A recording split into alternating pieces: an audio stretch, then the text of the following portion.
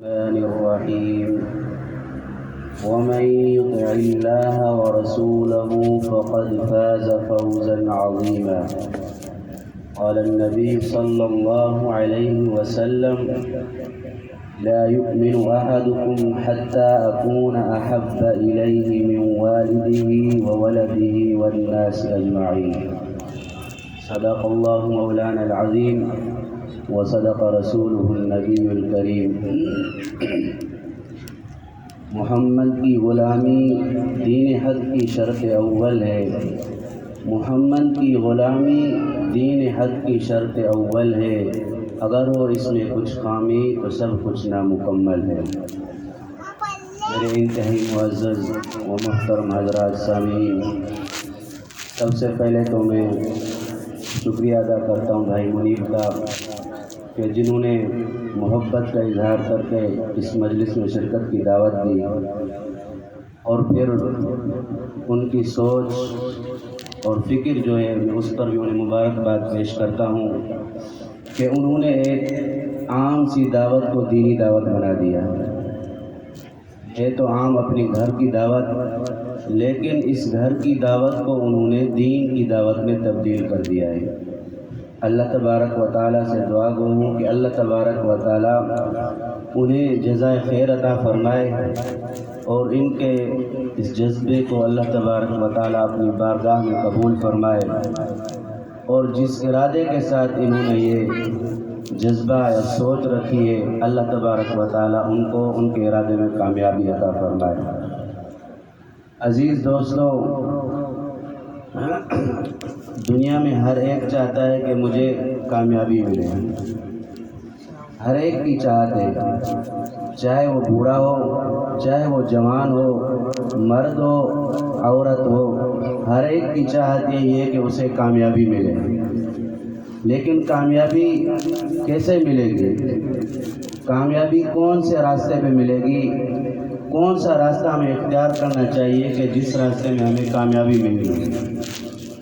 عزیز دوستو، دنیا کے کاموں میں انسان مختلف راستے استعمال کرتا ہے، مختلف ذرائع استعمال کر کے دنیا کی کامیابیاں حاصل کر سکتا ہے. لیکن وہ کامیابی جو ہمیشہ کی کامیابی ہو، یا وہ کامیابی جو آخرت میں انسان کو کام آئے، اس کامیابی کے لیے ہمیں حضور کائنات صلی اللہ علیہ وسلم کی اطاعت کرنی پڑے گی. ہمیں حضور کائنات صلی اللہ علیہ وسلم کی اتباع کرنی پڑے گی. آپ صلی اللہ علیہ وسلم کی سنت سے ہمیں محبت کرنی ہوگی. آپ صلی اللہ علیہ وسلم کی سنتوں پر عمل کرنا ہوگا. عزیز دوستو، اسی سنت پر چند باتیں عرض کروں گا. سب سے پہلے تو یہ سمجھے کہ سنت کہتے کس کو ہیں، اور پھر سنت پر عمل کرنے کی کیا وجوہات ہیں، اور اس کے بعد سنت پر عمل کرنے کے کیا فوائد ملیں گے، اور آخر میں چند حضرات ان کے واقعات بیان کر کے بات ختم کریں گے کہ انہوں نے آپ علیہ الصلوۃ والسلام کے ساتھ کیسے محبت کی، ان کا کیسا جذبہ تھا، کیا لگاؤ تھا آپ علیہ الصلوۃ والسلام کے ساتھ. سب سے پہلے تو یہ سمجھیں کہ سنت اس کا عام معنی تو یہ طریقے کے ایک طریقہ کوئی، لیکن اصطلاح میں کہتے ہیں آپ علیہ الصلوۃ والسلام نے جو کام اختیار اور ارادے کے ساتھ فرمایا اس کو سنت کہا جاتا ہے. اب اس مفہوم میں دیکھا جائے تو بہت ساری باتیں داخل ہو جاتی ہیں، بہت سارے دین کے شعبے اس تعریف میں داخل ہو جاتے ہیں، چاہے معاشرت کا ہو، چاہے کاروبار کا ہو، کوئی اور شعبہ ہو، جہاد کا ہو یا کسی اور مصلحت کا ہو، آپس کے خاندان کا ہو، تمام کے تمام اس چیز میں داخل ہو جاتے ہیں کہ آپ علیہ الصلوۃ والسلام نے اس شعبے میں کس طرح کام کیا، کون سا عمل کیا، کیسا عمل کیا آپ علیہ الصلوۃ والسلام نے. ہمیں یہ چیز معلوم کرنی ہوگی، اور اس کے بعد آپ علیہ الصلوۃ والسلام کی اتباع کرتے ہوئے اس پر عمل کرنا ہوگا. عزیز دوستو، میں نے عرض کیا کہ سنت اس کو کہتے ہیں آپ علیہ الصلوۃ والسلام نے جو کام کیا ارادے کے ساتھ اور اختیاراً جو کام آپ علیہ الصلوۃ والسلام نے فرمایا، عمل فرمایا، اس کو سنت کہتے ہیں۔ اب ہمیں سنت پر عمل کرنا، کیوں سنت پر عمل کرنا چاہیے؟ ویسے تو یہ کوئی سوال نہیں بنتا، سوال بننا ہی نہیں چاہیے، کیونکہ جب ہم نے آپ علیہ الصلوۃ والسلام کی اتباع کا التزام کر لیا کہ ہم آپ علیہ الصلوۃ والسلام کی اتباع کریں گے، آپ علیہ الصلوۃ والسلام کی غلامی میں زندگی گزاریں گے، تو اب ضرورت نہیں پڑتی کہ ہم وجوہات بیان کریں، لیکن سمجھنے کے لیے چند وجوہات بیان کی جاتی ہیں۔ سب سے پہلی وجہ یہ کہ جب ہم نے لا الہ الا اللہ محمد الرسول اللہ صلی اللہ علیہ وسلم جب کلمہ پڑھ کر اقرار کر لیا کہ عبادت صرف اور صرف اللہ تبارک و تعالیٰ کی ہوگی اور اطاعت رسول اللہ صلی اللہ علیہ وسلم کی ہوگی، تو اب ہر کام میں ہمیں آپ علیہ الصلوۃ والسلام کی اتباع ہی کرنی ہوگی، چاہے وہ کام ہمیں بظاہر اس کا فائدہ نظر آ رہا ہو یا فائدہ نظر نہ آ رہا ہو۔ بظاہر ہمیں یہی لگ رہا ہے کہ ہمیں اس میں وقتی طور پر نقصان بھی ہو سکتا ہے، لیکن اس کے باوجود بھی چونکہ ہم نے اتباع کرنی ہے تو اس اتباع کی خاطر آپ علیہ الصلوۃ والسلام کی سنت پر عمل کرنا ہے، آپ علیہ الصلوۃ والسلام کی سنت پر عمل کرنا ہے، آپ علیہ الصلوۃ والسلام نے جو ارشاد فرمایا اس پر عمل کرنا ہے۔ کیوں؟ اس لیے کہ میں نے عرض کیا کہ ہم نے کلمہ پڑھ کر اقرار کر لیا کہ ہم آپ علیہ الصلوۃ والسلام کی اطاعت کریں گے۔ اور دوسری وجہ یہ ہے کہ آپ علیہ الصلوۃ والسلام کی ہستی وہ ہستی ہے کہ جن سے جو محبت کی جاتی ہے وہ صرف اس وجہ سے نہیں کی جاتی کہ آپ علیہ الصلوۃ والسلام نے ہمیں قانون دیا، زندگی گزارنے کا کوئی دستور دیا ہے، بلکہ آپ علیہ الصلوۃ والسلام کی ذات بابرکت ایسی ذات ہے کہ قانون اور قاعدے بعد میں، لیکن اس سے پہلے ان سے محبت ہو، اور اسی محبت کی خاطر ہم آپ علیہ الصلوۃ والسلام کی اطاعت کریں۔ اور اس کے علاوہ ایک اور وجہ یہ ہے کہ آپ علیہ الصلوۃ والسلام کی نبوت، جب سے آپ علیہ الصلوۃ والسلام نے نبوت کا اعلان فرمایا تاکہ اب آپ علیہ الصلوۃ والسلام کی نبوت ہی رہے گی، اب کسی اور نبی نے نہیں آنا، کسی اور کا حکم نہیں چلے گا، اب اگر کسی کا حکم چلنا ہے تو آپ علیہ الصلوۃ والسلام کا چلنا ہے۔ اس لیے ہمیں بھی چاہیے کہ ہم آپ علیہ الصلوۃ والسلام کی اطاعت کریں۔ محترم سامعین، آپ علیہ الصلوۃ والسلام کی نبوت چونکہ اب تاخیر آپ علیہ الصلوۃ والسلام کی رہے گی تو اتباع بھی آپ علیہ الصلوۃ والسلام کی لازم ہے۔ روایت میں آتا ہے کہ حضرت عمر فاروق رضی اللہ تعالی عنہ کتنے بڑے جلیل القدر صحابی ہیں، کتنے عرصہ حکمرانی کی، خلافت ان کی رہی، اتنے بڑے صحابی رسول صلی اللہ علیہ وسلم آپ علیہ الصلوۃ والسلام کے سامنے ایک مرتبہ غالباً تورات لے کر آئے، تو آپ علیہ الصلوۃ والسلام نے جب انہیں دیکھا تو آپ علیہ الصلوۃ والسلام کا چہرہ مبارک لال ہو گیا، آپ علیہ الصلوۃ والسلام کے چہرے پر غصے کے آثار نمودار ہوئے، آپ علیہ الصلوۃ والسلام کے چہرے پر جب غصے کے آثار نمودار ہوئے تو حضرت سیدنا صدیق اکبر رضی اللہ تعالی عنہ نے حضرت عمر فاروق رضی اللہ تعالی عنہ کو بتایا کہ آپ علیہ الصلوۃ والسلام کی کیفیت دیکھیں، تو حضرت عمر فاروق رضی اللہ تعالی عنہ نے وہ تورات کے اوراق بند کر دیے، تو آپ علیہ الصلوۃ والسلام نے ایک جملہ ارشاد فرمایا کہ جن کی کتاب لے کر آئے ہو، آج اگر وہ بھی زندہ ہوتے اور کوئی اس دنیا میں ابھی، یعنی آپ علیہ الصلوۃ والسلام نے فرمایا میری موجودگی میں اس کی اتباع کرتا تو وہ اتباع کرنے والا بھی گمراہی پر تھا۔ اب اندازہ لگائیں اتباع کس کی کر رہا تھا، یعنی حضرت موسیٰ علیہ السلام یا جو بھی پیغمبر ہوتے آ رہے ان کی اتباع، ایک نبی کی اتباع تھی، لیکن آپ علیہ الصلوۃ والسلام نے فرمایا اگر ان کی بھی اتباع کرے گا تو وہ گمراہوں میں شمار ہوگا۔ اب اگر وہ پیغمبر اس دنیا میں ہوتے تو وہ بھی اتباع حضور علیہ الصلوۃ والسلام کی کرتے۔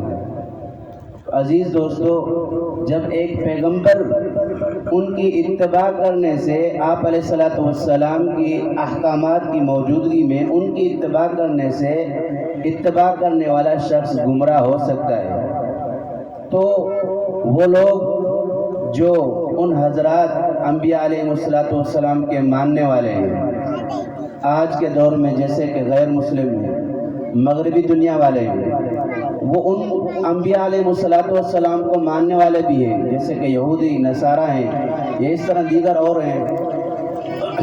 آج ہم ان کی نقالی کرنے پر خوش ہوتے ہیں، حالانکہ آپ علیہ السلام فرما رہے ہیں کہ ان کے انبیاء بھی ہوتے، ان کی کوئی اتباع کرتا تو بھی وہ شخص گمراہ ہوتا۔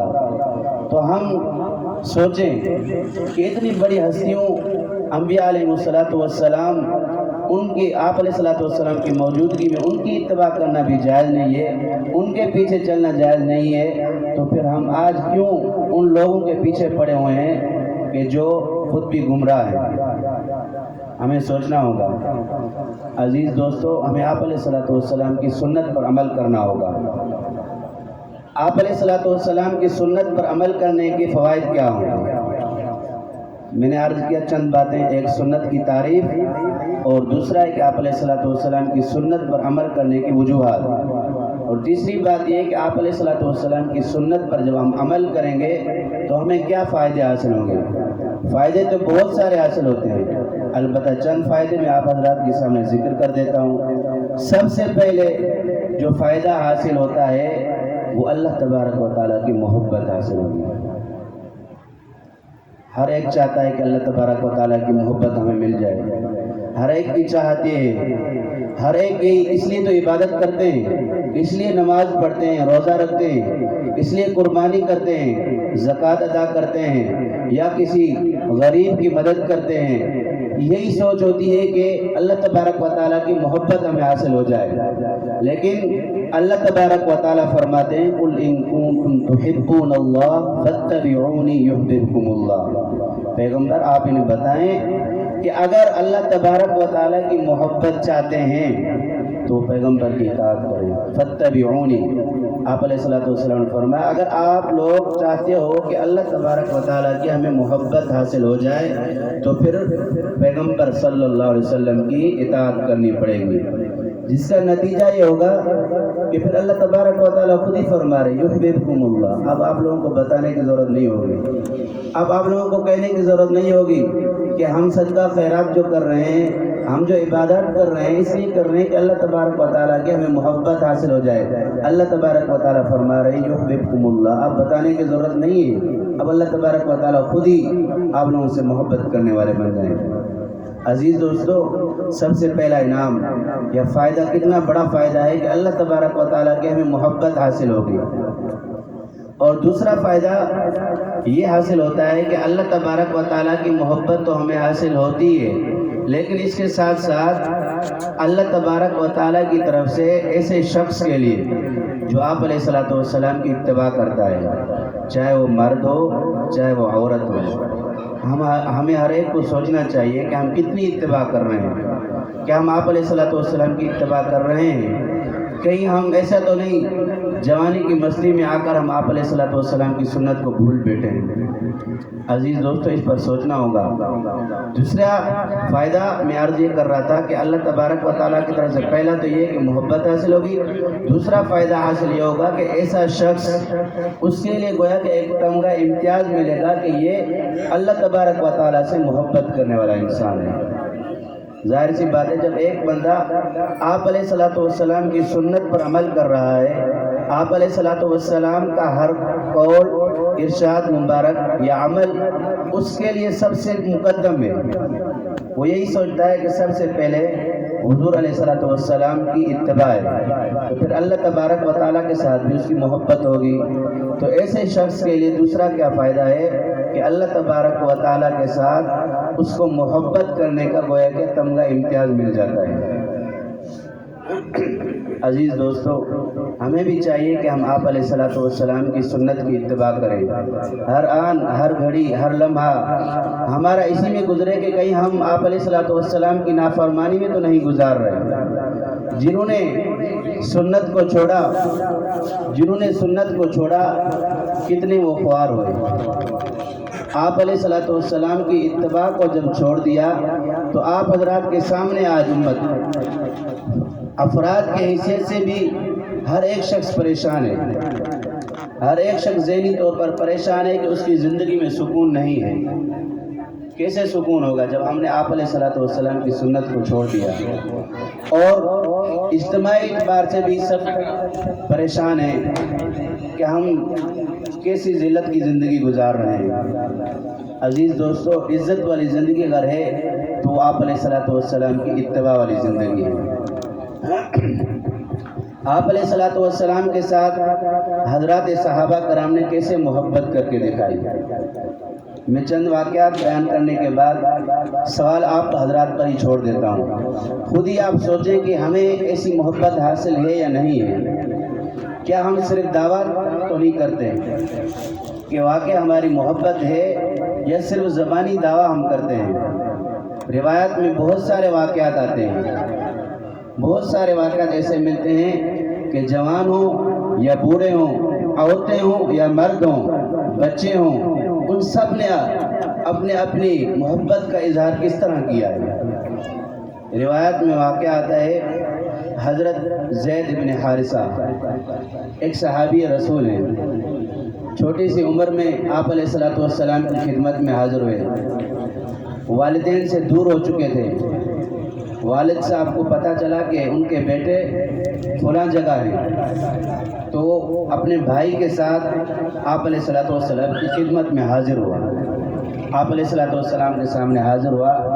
ان صحابی جو چھوٹے بچے تھے، آپ علیہ الصلوۃ والسلام کی صحبت میں رہتے تھے، انہوں نے جب اپنے والد کو دیکھا، اپنے چاچا کو دیکھا، تو محبت کے مارے ان سے لپٹ گئے۔ آخر بچے تھے، ان کی اولاد تھی، محبت تو ہوتی ہے اولاد کو اپنے والدین کے ساتھ، والدین کو اپنے اولاد کے ساتھ محبت ہوتی ہے۔ خیر وہ ان کے ساتھ لپٹ گئے، پہچان لیا کہ یہ میرے والد ہیں اور یہ میرے چاچا ہیں۔ اب ان کے والد آپ علیہ الصلوۃ والسلام کی خدمت میں عرض کرتے ہیں کہ اے پیغمبر صلی اللہ علیہ وسلم، آپ کی خدمت میں جو بچہ ہے یہ میرا بچہ ہے، کافی وقت ہو گیا میرے سے دور ہے، اب مہربانی فرمائیں اس بچے کو میرے حوالے کر دیں، قربان جاؤں۔ ان بچے پر کیا تربیت تھی، ان کی کیا محبت تھی آپ علیہ الصلوۃ والسلام کے ساتھ۔ انہوں نے کہا یا رسول اللہ صلی اللہ علیہ وسلم، یہ میرے چچا ہیں، یہ میرے والد ہیں، مجھے پتہ ہے، میں نے پہچان بھی لیا، لیکن میں آپ علیہ الصلوۃ والسلام کی خدمت میں رہنا چاہتا ہوں۔ مجھے جو یہاں محبت ملتی ہے آپ علیہ الصلوۃ والسلام کی خدمت میں، یا جو آپ علیہ الصلوۃ والسلام کے ساتھ ان کی محبت تھی، ان سے برداشت نہ ہو سکا کہ میں آپ علیہ الصلوۃ والسلام کو چھوڑ کر یہاں سے چلا جاؤں۔ حالانکہ چھوٹے بچے تھے، ہمیں سوچنا چاہیے عمر کا کتنا حصہ گزر چکا ہے ہمارا، 20 سال گزر گئے، 30 سال گزر گئے، 50-60 سال گزر گئے، لیکن ہماری زندگی میں ابھی تک تبدیلی نہیں آئی۔ ہماری زندگی میں ابھی تک کوئی ایسا کام ہمیں دکھائی نہیں دیتا کہ جس کی بنیاد پر ہم دوسروں کو کہہ سکیں کہ ہم تو آپ علیہ الصلوۃ والسلام کی اتباع کرتے ہیں اس معاملے میں۔ آپ دیکھتے ہیں بہت سارے کام ایسے ہیں جو سنت کے خلاف ہو رہے ہوتے ہیں، معاشرے میں سنت کے خلاف کام ہو رہے ہیں، لیکن کوئی شخص روکنے والا نہیں ہوتا۔ اگر آپ علیہ الصلوۃ والسلام کے ساتھ محبت ہوتی، آپ علیہ الصلوۃ والسلام کی اتباع ہوتی، تو کیا ہمیں برداشت ہوتا کہ آپ علیہ الصلوۃ والسلام کی سنت کے خلاف کام ہو رہا ہے اور ہم برداشت کر رہے ہیں؟ عزیز دوستو، ہمیں بھی سچی محبت کرنی ہوگی آپ علیہ الصلوۃ والسلام کے ساتھ، آپ علیہ الصلوۃ والسلام کی اتباع کرنی ہوگی۔ ایک اور واقعہ آپ حضرات کے سامنے عرض کر کے بات ختم کرتا ہوں۔ صحابہ کرام، میں نے عرض کیا کہ صحابہ کرام نے کس طرح محبت کر کے دکھائی۔ ایک مرتبہ ایک جنگ کا موقع آیا، غزوہ بدر، آپ حضرات کے علم میں ہوگا، سنا ہوگا، پڑھا بھی ہوگا۔ غزوہ بدر جس میں غالباً 313 صحابہ کرام شریک ہیں، اتنی چھوٹی سی جماعت، لیکن آپ علیہ الصلوۃ والسلام کی محبت میں اپنی جان قربان کرنے کے لیے تیار ہو گئی۔ آپ علیہ الصلوۃ والسلام کی ذات پر اپنے مال کو لٹانے کو تیار ہو گئی، اپنی جانوں کا نذرانہ پیش کرنے کے لیے وہ جماعت تیار ہو گئی۔ یہ نہیں دیکھا کہ سامنے کتنا بڑا لشکر ہے، یہ نہیں دیکھا کہ سامنے جو لشکر ہے ان کے پاس کیا کیا ہتھیار ہیں، کیا اسلحہ ہے، بس اگر تھی تو ان کے ہاں آپ علیہ الصلوۃ والسلام کی اتباع تھی۔ حضور کائنات امام الانبیاء صلی اللہ علیہ وسلم ان صحابہ کرام کے درمیان کھڑے ہوئے، اعلان فرمایا کہ مشورہ چاہیے کہ کیا کریں، دشمن ہمارے سر پر آ رہا ہے۔ تو صحابہ کرام میں سے حضرات مہاجرین جنہوں نے مکہ سے مدینہ ہجرت فرمائی، وہ حضرات کھڑے ہو گئے، عرض کرنے لگے یا رسول اللہ صلی اللہ علیہ وسلم ہم تو بالکل تیار ہیں، آپ حکم فرمائیں۔ آپ علیہ الصلوۃ والسلام تھوڑی دیر خاموش ہو گئے، تھوڑی دیر کے بعد دوبارہ اعلان فرمایا مشورہ چاہیے کیا کریں۔ ابھی بھی مہاجرین کی جماعت میں سے حضرات کھڑے ہوئے اور عرض کرنے لگے یا رسول اللہ صلی اللہ علیہ وسلم حکم فرما دیں، ہم بالکل تیار ہیں، جیسا حکم ہوگا ہم ویسا کریں گے۔ حضرات مہاجرین میں سے دوسری مرتبہ کھڑے ہوئے مہاجرین اور آپ علیہ الصلوۃ والسلام سے کیسے محبت کا اظہار کر رہے ہیں، یا رسول اللہ آپ حکم فرما دیں ہم کر گزریں گے۔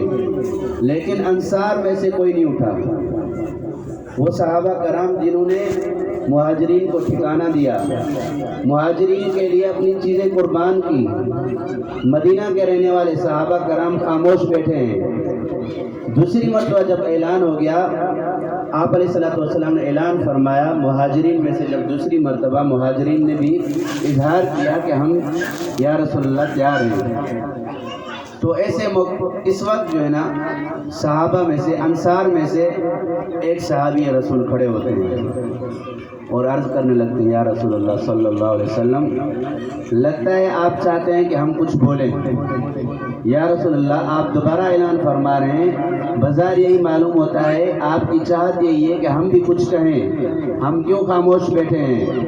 صحابہ کرام انصار کی جماعت میں سے ان حضرات نے کیا ایک خوبصورت انداز میں عرض کیا یا رسول اللہ جب ہم نے ہر چیز آپ پر قربان کر دی تو اب انتظار کس چیز کا، اب ہم سے کیا مشورہ لیتے ہیں، یا رسول اللہ آپ ارشاد فرما دیں ہم حاضر ہیں، بس ہم جہاد کرنے کے لیے حاضر ہیں، ہم جنگ کے لیے تیار ہیں، ہم مر مٹنے کے لیے تیار ہیں۔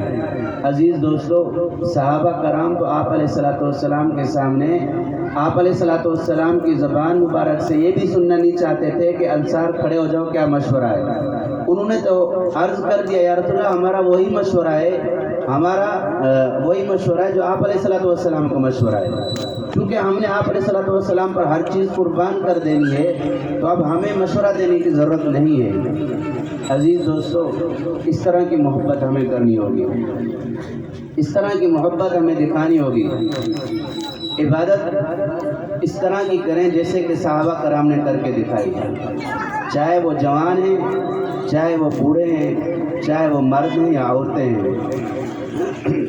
بات تو میں نے یہی کہی تھی کہ ایک واقعہ عرض کر کے ختم کرتا ہوں، لیکن چونکہ اس مجلس میں خواتین بھی حضرات سن رہی ہیں، خواتین و حضرات دونوں ہیں، تو ایک واقعہ ان سے متعلق بھی عرض کر دیتا ہوں تاکہ ہم سوچیں کہ ہماری کتنی محبت ہے آپ علیہ الصلوۃ والسلام کے ساتھ۔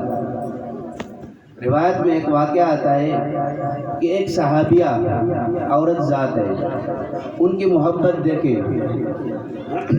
ایک جنگ میں ان کے والد شہید ہو گئے، بھائی شہید ہو گئے، شوہر بھی شہید ہو گئے۔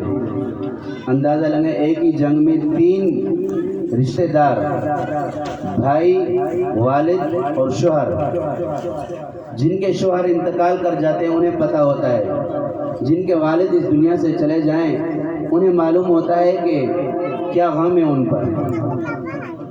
ان صحابیہ کے 3 رشتہ دار ایک ہی جنگ میں شہید ہو گئے، بھائی بھی شہید ہو گئے، والد بھی شہید ہو گئے، شوہر بھی شہید ہو گئے، اور انہیں اطلاع بھی ملتی ہے کہ آپ کے بھائی شہید ہو گئے، آپ کے شوہر شہید ہو گئے، آپ کے والد شہید ہو گئے، لیکن وہ کیا عرض کرتی ہیں، آپ حیران ہو جائیں گے۔ وہ کہتی ہیں مجھے یہ بتاؤ آپ علیہ الصلوۃ والسلام کیسے ہیں؟ ان کو اپنے بھائی کی فکر نہیں تھی، شوہر کی فکر نہیں تھی، والد کی فکر نہیں تھی، سب سے پہلے اگر فکر تھی تو اس بات کی تھی بتاؤ حضور علیہ الصلوۃ والسلام کیسے ہیں۔ حضور علیہ الصلوۃ والسلام اگر خیریت سے ہیں تو مجھے بھی راحت ہے، مجھے بھی سکون ہے، اب مجھے کوئی پریشانی نہیں ہے۔ جب انہیں بتایا گیا کہ آپ علیہ الصلوۃ والسلام خیر و عافیت سے ہیں تو انہوں نے یہی عرض کیا اب مجھے کوئی پریشانی نہیں ہے۔